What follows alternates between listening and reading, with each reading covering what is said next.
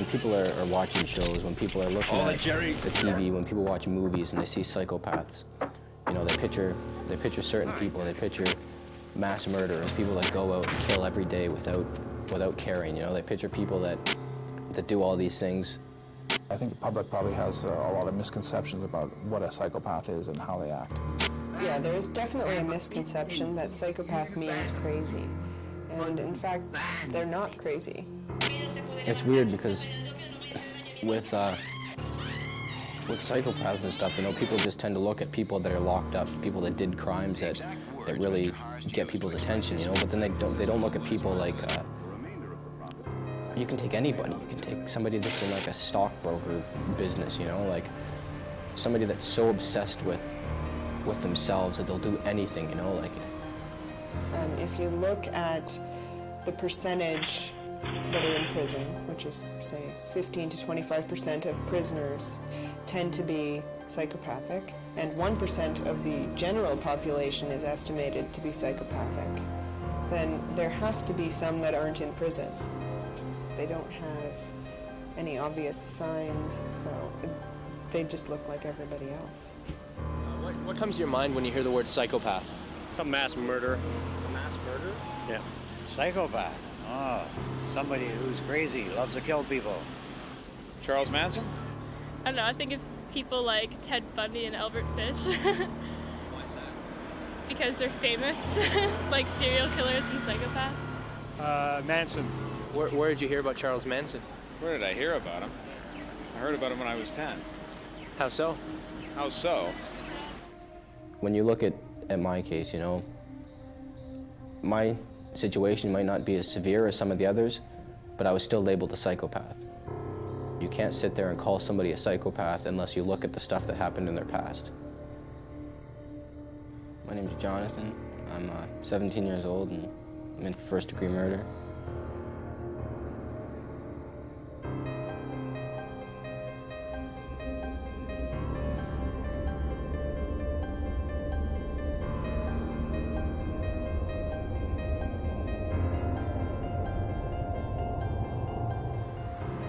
Back in the days when I first came here, there was a famous therapy program that operated in Oak Ridge for over a decade. And this program specifically targeted and tried to help serious mentally disordered offenders, people who'd done very serious and terrible crimes. And the goal of the program was to try to help these people understand their own behavior, their own motivations, their own background, in an attempt to try to help them avoid that kind of violent behavior in the future. And it was a very radical program in the sense that it used techniques that had not really ever been tried before. They also used some defense-disrupting drugs, most famously LSD, but more commonly they used things like scopolamine or even alcohol to try to get this mask or this outer self peeled away, so that the participants in the program would be able to more clearly understand themselves and each other.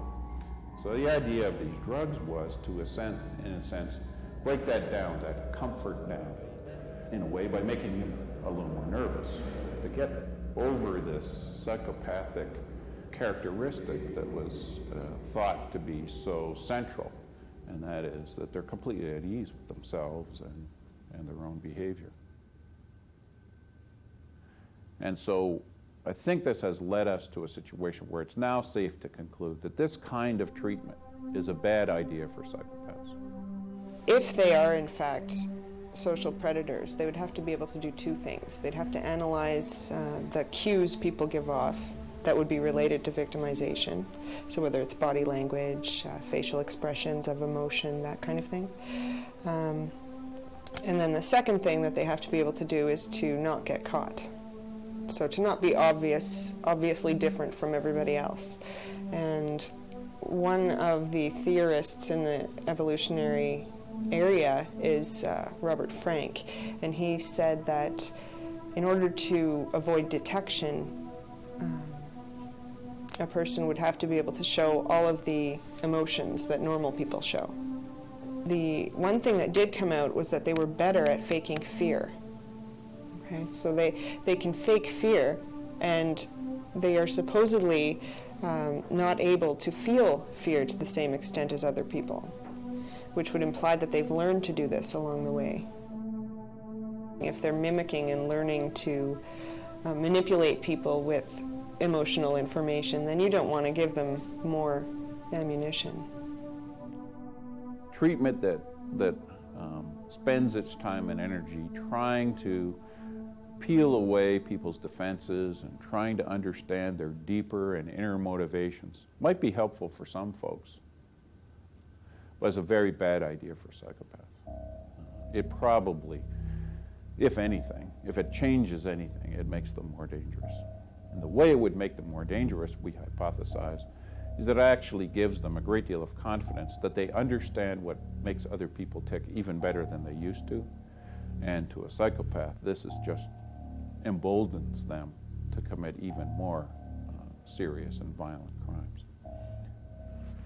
My name is John Lynch. I'm a teacher here at SILAPS, specifically in an experimental classroom. It's not so experimental anymore. We started it 10 years ago, called the Pioneer Program, which is a combined academic and therapeutic experience, meaning that we address both the concerns of the Board of Education in delivering credits, plus we address the therapeutic and clinical needs of the residents in our care at SILAP School.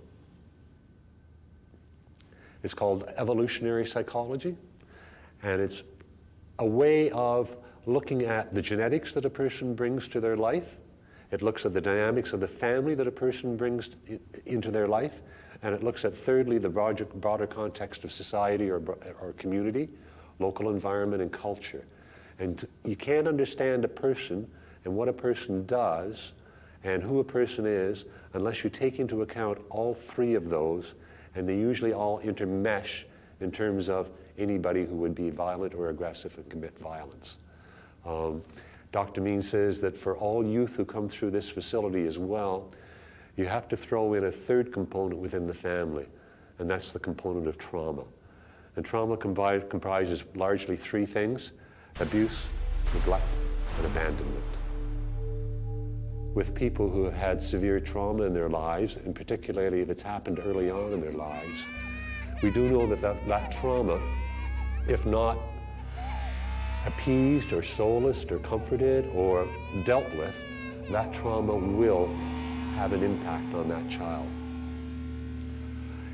In the class right now, we do have one student who is convicted of murder, and he was very heavily labeled in the press that covered his trial as, quote unquote, a monster, a psychopath, a sociopath. People did not see him as being a person with conscience or any sense of remorse. They asked me stuff like if I knew what I did was wrong.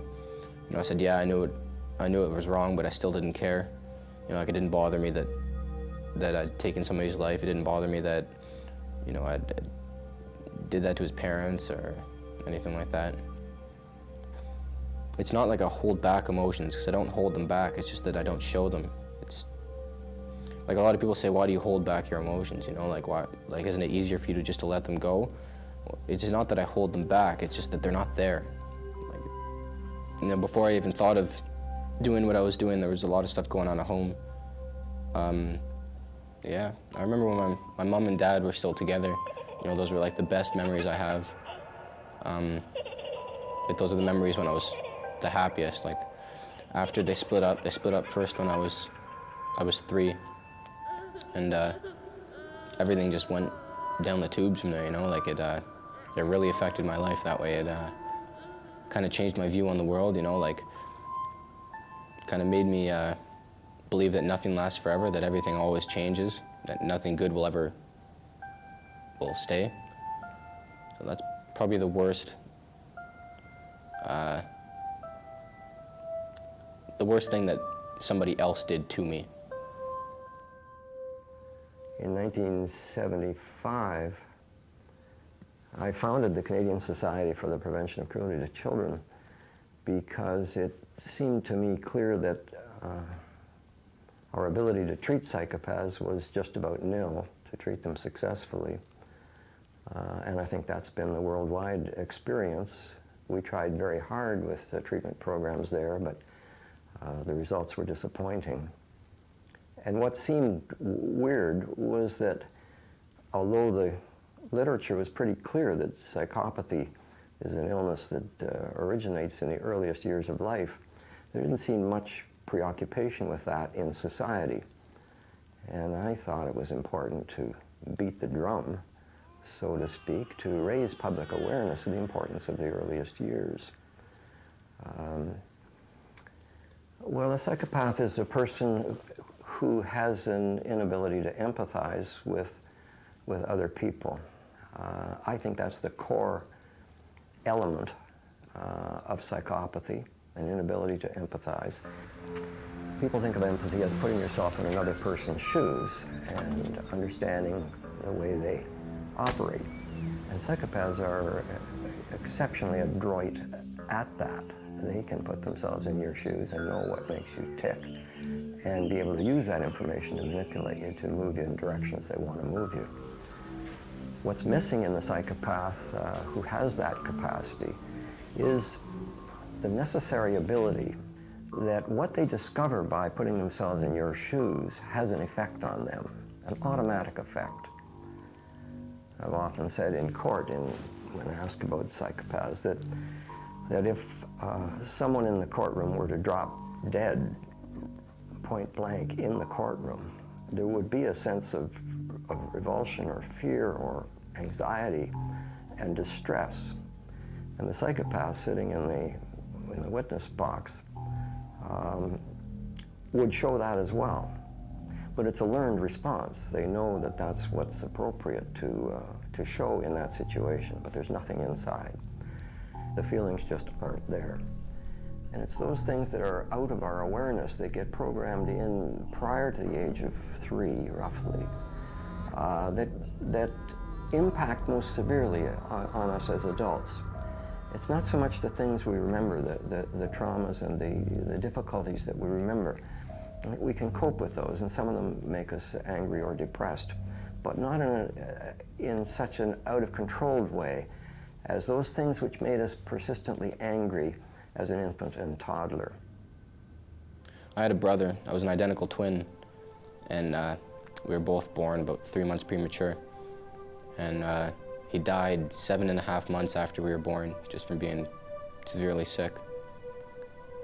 With my mom, I lived with my mom after they split up. It made her really controlling, that she lost one son and that she didn't want to lose another. So she was constantly holding on to me, making sure that she was always with me, or that she knew where I was, and it was, I don't know, it made me feel kind of restricted in what I could do. I'd see all my friends do certain things, and I'd want to go out and do it with them, but there'd be my mom standing beside me saying, "Oh, that's so dangerous, you can't do it," Sometimes, I go back and wonder what would it have been like if my twin didn't die. Maybe I wouldn't be here. It's hard to say, maybe she wouldn't be as controlling if he didn't die. We had these mud hills behind our school that used to bike down, and she'd never let me go, She'd always say, "Oh, well, people get hurt there, and people break their legs," which did happen a lot, but I didn't really see a danger in it. Usually do you find you're a pretty big risk taker? Oh yeah, I did a lot of stuff like that, and it was even better when my mom didn't know, because then there was the whole fact that she could find out.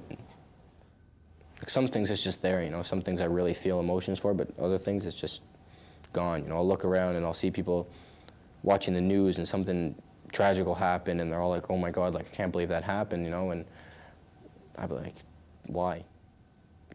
It's just something that happened, move on. Somebody would say, "Why would you do that?" I say, "It's just joking."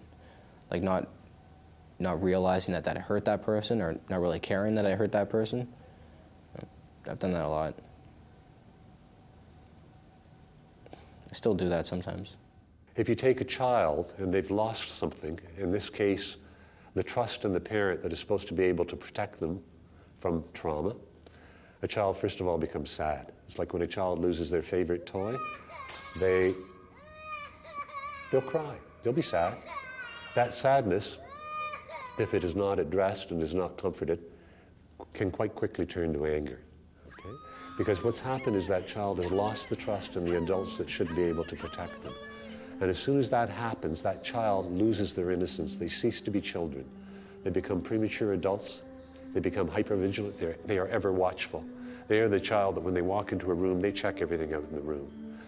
If they can't trust parents to look after them, and they have to be their own little adult and constantly on the watch for themselves, when they come to school and they sit in the desk and they face me as the teacher, they also don't trust me as the teacher. So attachment for these youth who have been traumatized is a very, very difficult thing. They put on a mask. There's a disguise, a guise that they front. We want them to drop that disguise. We want them to be who they are, to feel comfortable and secure and safe enough, psychologically safe as well as physically safe in the environment, that they can take the necessary risks to challenge their way of looking at what's happened to them in the world and to maybe reassess and rethink it. Like before, when my dad was there, I didn't really realize how controlling my mom was. So when he left, it really hit me. And that's when I started doing stuff that she didn't like me doing, just to kind of piss her off. It was little stuff at first, and then later on as I got older, I started like stealing stuff from her, stealing money, stealing stuff that she wouldn't give me. It's like she'd go into my room a lot. She used to like snoop around my room and take stuff, so I'd go back into her room after and take it back, and that really pissed her off. That's the reason I did it. I didn't really want the stuff back. It was more I wanted to piss her off, so I went into the room and took it back. Well, I didn't even, the thought of my crime didn't even come up until I was 14. That's the age I did it, but it started getting really bad when my stepdad came into the picture. Because, like I said, my mom was really controlling. When my dad wasn't there, it made it worse, because he wasn't on my side. When my stepdad came in, it was like my stepdad was there for my mom, and he was totally against me. So anything my mom said, my stepdad was always on her side. And it always made everything twice as bad, He felt that he had to take over the role of my father because my dad wasn't there, and that really pissed me off. I was taking money from her, so I got it bad for that. I got, my room was pretty much stripped. I had nothing in it. My bed, that's it. But then those are things that she found out right away. There were a lot of things I was doing that she didn't find out about until a lot later. Well, I started drinking when I was 11, but I've only ever done marijuana twice, but when I was in grade 9, I did coke a lot. So that was one thing I had going. I started smoking when I was 10, and I did that for 4 years. That was another thing I had that she found out about. Anytime she'd find out about me doing something that she didn't approve of, I'd get in trouble for it, I'd get grounded for it. Most people have a little barrier that stops them from doing things that they think of that might be interesting to do. I'm sure many people have thought about killing someone else or injuring someone else and didn't do it, either because of the consequences or they just couldn't bring themselves to do it. Psychopathic individuals tend to lack that inhibition, as well as not being afraid of consequences. So if the barrier is in fact a conscience, it's just not there.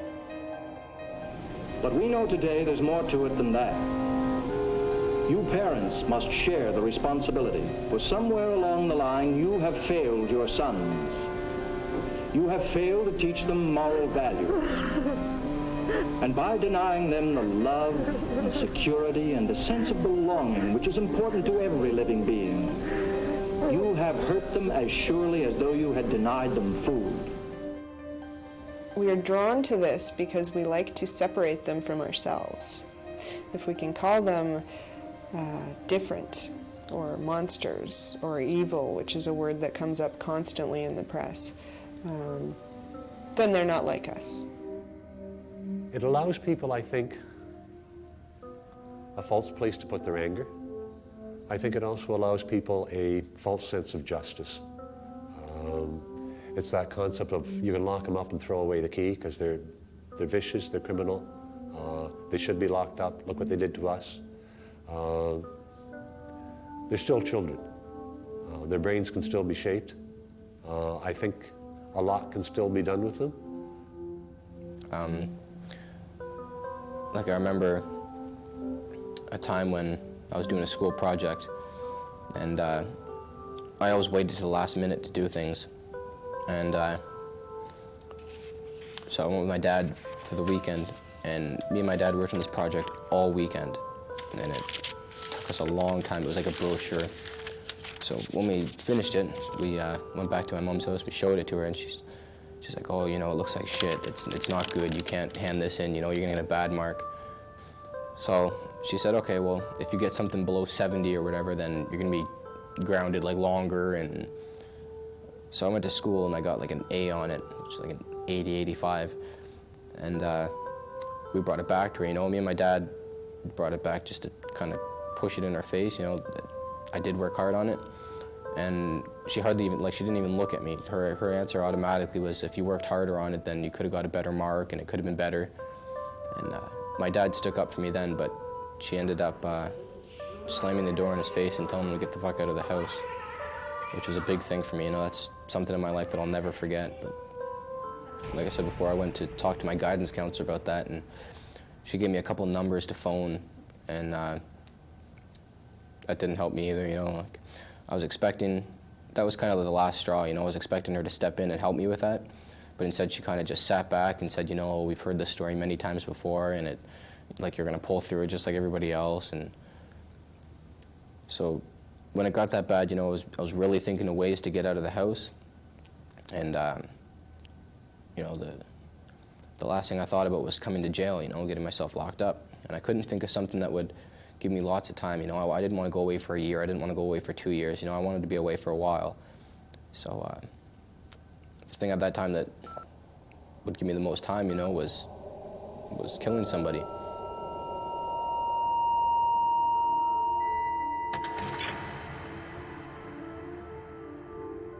Yeah, I told a couple people. You know, I told 2 people, I think, 2 or 3 people. And you know, they didn't believe me because I said I was going to do it before. So one of them asked the teacher to go to the bathroom, and he went outside, and he got as far as the edge of the forest, and he saw something there. And as soon as he saw it, he came back in, and he was pretty white. So as soon as he walked back in, everybody knew that what I was saying was true. There was always people around, you know, school that pissed me off, or people that didn't like, and so I had a couple people, and you know, the one I chose, his name was Mike. I knew him since I was in grade 7, and we were friends at the start. You know, we liked the same music, we liked the same stuff, you know. But between grade 7 and 8, sometime, you know, things started falling apart. You know, I didn't talk to him as much. I didn't do anything. He was always trying to start fights with me. You know, I'd get in fights with him a lot over stupid stuff. And it was like he was coming up to me every day trying to get me to fight him, you know. So Mike was the one I ended up choosing. And so every day at school, we went out behind the school and hung out in like a little forest area. That's where we'd just smoke, do drugs, talk, whatever, during lunch. I knew he'd come out there with us, so when I was in class, you know, I was thinking of what I could do, how I could get him. And I was thinking, you know, like if I used a gun, you know, that'd be the quickest way to do it. But then there was a problem, like where would I get a gun, you know? Like I didn't hang around with anybody that had guns, or my parents didn't have guns. So that was out of the question, you know? Then I thought about a knife, you know, about stabbing him or cutting his throat. And then I thought, you know, that'd be really messy, and I didn't really want to do that. So I had my belt on, and it was during 3rd period, I think. I had lunch right after it. I was sitting in class, and I took my belt off and tied it around my arm to see how tight I could get it. So, you know, I decided that was the best way, so I put it in my pocket, and I went to lunch. And I told my best friend what was going to happen. So we went out to the forest, and Mike followed us, you know, just like he usually did. And we got out there and we were all talking. There was about 7 or 8 of us at that time. And we were all talking, making jokes, you know. And most of the people were starting to leave. So it was only my best friend, Mike, and me at the forest at that time. So I went behind my best friend, you know, and I put my belt around his neck and asked him if he trusted me. He said, yeah. So I said, all right, tap me on the leg when you can't breathe. So I started pulling on the belt, and he tapped me on the leg, so I let go of it. And I went up to Mike, you know, and I said, do you trust me? And he said, yeah, which, you know, the first thing that went through my mind was that was the stupidest thing he could say, you know, like I couldn't believe he said it. And so I went, all right, so I put the belt around his neck and I started pulling on it. And by that time, my best friend had walked to the edge of the forest just so he could barely see us. And Mike eventually tapped on my leg, and I just pretended that I couldn't feel it. So that's when my best friend walked out of the forest. He walked away, and so Mike eventually tapped me again on the leg harder, and that's when I just really started pulling on the belt. You know, we fought. You know, it took 2 or 3 minutes before he ended up getting me on the ground. And when he got me on the ground, the belt slipped up around his chin, so he could breathe again. So, you know, I was panicked, he was panicked, you know, so I said, if you get up off me, then I'll let go of the belt, and I was going to. So he started standing up, and I saw the belt slip around his neck again. So, you know, in that split second, you know, the things that were going through my head was like, you know, if I let him go, he's gonna go tell people that I did it, you know, and he'll have marks on his neck to prove it, you know. And if I don't get arrested for that, you know, I'll get in shit from my parents. So I thought, you know what, there's no way I can just let him go. So I just started pulling on it again. And, you know, by then I was in front of him. It took another 2 minutes before he just died.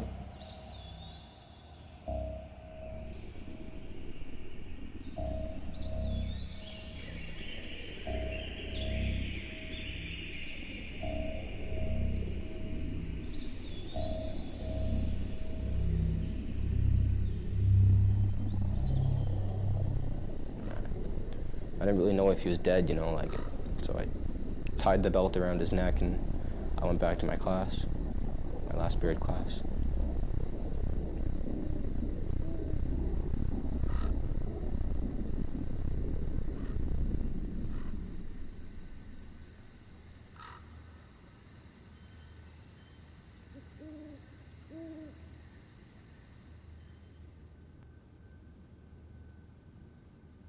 My court went on for a long time. It went on for, well, not a long time, it went on for about a year. And I ended up just pleading guilty. I didn't go through trial. You know, I thought it'd be easier to just plead guilty and get it over with. I already knew that I was going to be screwed over in the end, so I pled guilty.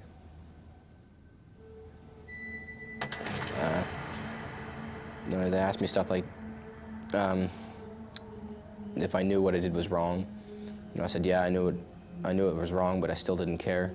You know, like, it didn't bother me that I'd taken somebody's life. It didn't bother me that, you know, I did that to his parents or anything like that. We do see that he has affect. They were saying the fact that this child, when you look at him, you could look at him and you'd almost think he was dead. There's no life in his eyes. There's just a cold stare. And that's what the people in the courtroom, when this child was being tried, or this youth was being tried, focused on. Somehow we've gotten to believe that it's sort of okay to be bully-like with infants and toddlers and put them somewhere, anywhere, away from the birth parents. And that it's going to be okay. The most sinister effect is the effect of rationalizing the need for infant and toddler daycare because of its secondary effect on those children from multiple separations and changing caregivers. So it has produced a culture of shallow, unhappy people. The problem is that in the last 40 years in particular, consumerism has held sway, and I think ramped up particularly through television's capacity to manipulate people through advertising.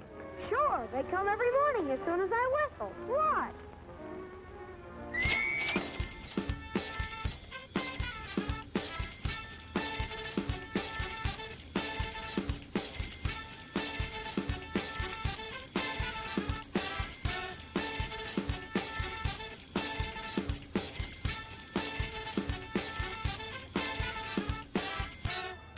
With corporate America is largely about giving the illusion of inclusion through consumerism. If you can afford to buy these Nikes, if you can afford to buy these Reeboks, if you can afford to buy the trendy jacket or the, whatever the look is, if you can afford to buy that, you are included. Well, that's false inclusion, okay?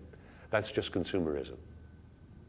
When you think of the enormous power of advertising, I mean, advertisers don't pay $1 million for 30 seconds of Super Bowl as a charitable operation. They do it because it pays, because they can sell more of whatever they're selling. We're simply awash with a way of life which is inimical to human happiness, but we're preoccupied with the values of envy and selfishness and greed. Where do we expect to end up? And that, I think, is the most devastating effect of consumerism, because I think that the infant daycare is producing children with a very diminished capacity for empathy. When I was at my court, I didn't say anything. I didn't look at anybody. I didn't have any emotion on my face. I didn't feel anything through most of it. And I don't understand why it didn't bother me at that time. Like how I could do that and not care about anybody. They brought up a lot of stuff about Mike's past, how good of a boy he was, stuff like that. Like he was good in school and he had his whole life ahead of him. And he said, they said stuff that, like his grandmother said something that I'll think of for the rest of my life. She said that when he was alive, he taught her how to use the email, like how to send messages. And she said that, to that day, to the day that we were at court, she still sends him emails every day telling him how much she misses him and how much she loves him and, that she wishes he was still alive. That was the biggest thing for me, that one did affect me at court, but I still, I wasn't giving myself permission to show it for some reason. All of us vary to some extent in some of the traits of psychopathy. Some of us are more manipulative than others. Some of us are more selfish than others. Some of us are more callous and unfeeling than others. We all vary in a lot of these traits. But just because a person has some of the traits associated with psychopathy doesn't mean he's a psychopath. The biggest worry doesn't come from those serious psychopaths that hit the news headlines. It comes from the partial psychopath, the person who has a relative inability to empathize. And those, I think, create more damage in society than the much fewer high-profile psychopaths that we tend to focus on. Partial psychopaths, incomplete manifestations of the illness, as Cleckley said, do relatively well in business and politics. Well, that's a serious kind of thing. Why does white-collar crime occur right now among people who should be very highly educated and know better than to commit white-collar crime? It's largely because they can get away with it. They have gotten away with it. And they don't feel badly about getting away with it. Like, there are a lot of people out there who would fit very close to the concept of sociopathic or psychopathic. They almost have no conscience. They might have a little bit of a conscience, but they also have none. As long as I can get away with it, as long as I don't get caught, that's okay. And if I get caught, I'll try and have the highest priced lawyer that I can have to get out of it. There's lots of stuff that people like that do every day to hurt other people, and they don't even know they're doing it. And they don't care that they do it. But nobody sees that as them being, like, having traits of a psychopath. Take a look at probably the classic example that I see is the Bush administration and the current Republicans and the approach to the war in Iraq. You know, they lied. And it's coming out more clearly and clearly and clearly and clearly. The key to making oil work for everybody is competition. Oil, huh? Sounds splendid. But here is the government of the American people being tarred with the fact that they actually stood there and lied to the people to effect an agenda that was really the agenda of what is the military-industrial complex, which is certainly not the agenda of the public. I really don't think there's anything going to alter the path we're on until or unless the price of oil goes very much higher, and we're required to eat food closer to its source, and we're more dependent on walking communities or biking communities, and more dependent on our neighbors. I think if those forces come to play reasonably slowly, then society might reorganize on different values. It may be that what we will have to do is we'll have to go to the extent that we went to with the robber barons in the States prior to World War II, and we will have to allow these conglomerates to get to the point where enough people say, hey, you guys have everything, we've got nothing, and strip them back again and break them down as we had once before. History repeating itself. Yeah, John Lynch is my pioneer teacher. He helped me out a lot, you know, trying to find out why I didn't care and stuff like that. You know, he'd always question me on everything I said, because he'd ask a lot of questions after I got sentenced, you know, just out of curiosity, but also to help me, you know, like he'd ask like what happened and why it happened, and you know, at the time I didn't have answers, but over time things just started coming to me. You know, he kind of opened my mind up for taking that stuff in, you know, to think about it. When I was out, I didn't you know, understand why my mom was so controlling. You know, now I have at least a little bit of knowledge on that. You know, like I kind of understand why she did it. So, you know, I wouldn't put so much blame on her. You know, like I would understand. So that's one thing. You know, and I mean, there's tons of stuff I could have done different. You know. They've discovered after 20 years of MRIs, magnetic resonance imaging, that something very incredible is happening with a teen brain. At or about the age of puberty, the brain begins a massive growth, particularly in the frontal area of the brain, the neocortex, and it begins to overproduce gray matter. It then proceeds to tear apart and restructure the parts of the brain that are being used. So if that child is studying music, the parts of the brain that would be activated when the child is studying music will grow to reinforce those activities. Or if the child is doing math, the brain will grow to reinforce. In other words, it will develop new neural passageways and structure parts of the brain to support those types of learnings. So if we're having these children restructure the way they view the world, restructure the way in which they look at the world, and actively apply those types of things, there is still a possibility that these children can develop different ways of thinking within their brain. I think as a society we should get into parenting education in the elementary schools in a big way, so that children are aware of the long-term consequences of neglecting their child in the earliest years. In the end, you know, it does depend on you to make the decisions. You know, if you're not willing to work on stuff, then you're never going to get work done. But I mean, even if you are willing, if there's nothing there to help you, then it's hard to do it. You know, it's really hard to do it on your own. I don't think society's as hell-bent for infant and toddler daycare now as they were 20 years ago. I think certainly the longitudinal studies in England and the United States are showing an increase in aggression. So a lot of these children were basically locked up and almost thrown away. And that's really not the way we look at them anymore. These children do have a second chance. And that's quite critical. And that's where this program is designed to do that. You know, like you may think that it's bad what you're going through, you know, like you may think that it's worth getting away from, you know, it's worth doing whatever you have to do to get away from it, but you know, in the end it's not. You're going to end up making a decision that you're going to regret, and you'll have to live with it for the rest of your life, and that's a lot worse than living with something that you have to live with for maybe a couple of years. That's one of the things that I do respect many of the youth that I work with here, and one of the reasons that I do respect them is that despite all of the odds that are against them, they're still alive, they're still surviving, they're still struggling, they're doing the best that they're doing with the limited tools that they've been given, but they are survivors. They are resilient. That's one of their greatest strengths.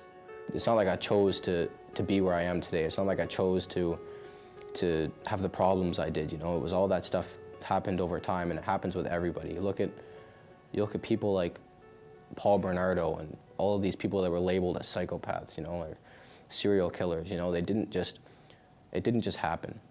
You know, like when you look at my case, you know, my situation might not be as severe as some of the others, but I was still labeled a psychopath. It doesn't matter how you look at it, you know, I had all this stuff that happened to me in the past, and so is everybody else. You know, you can't sit there and call somebody a psychopath unless you look at the stuff that happened in their past.